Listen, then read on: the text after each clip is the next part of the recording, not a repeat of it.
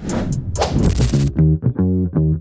guys, this is a little custom cable we've actually made up for the FJ Cruiser, where the reverse camera comes into the rear view mirror. So all we've done here is we've tapped into where it is. We've given ourselves a trigger wire, which can go to our trigger wire in our head unit, and a video input.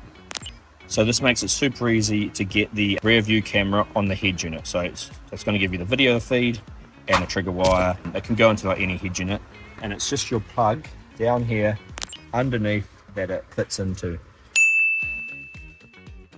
And just compare, it's the same size as the one you're going to pull out, so I'm pretty sure it's this one here. So you can't really go too wrong. So that's it there, I'm pretty sure. It comes out of that spot there, and all you got to do is put our little piggyback cable in.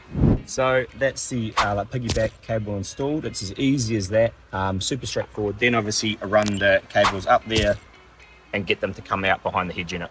And you're going to have a video coming out and a trigger wire, so your reverse light camera will come up on the head unit and still on the rear view mirror.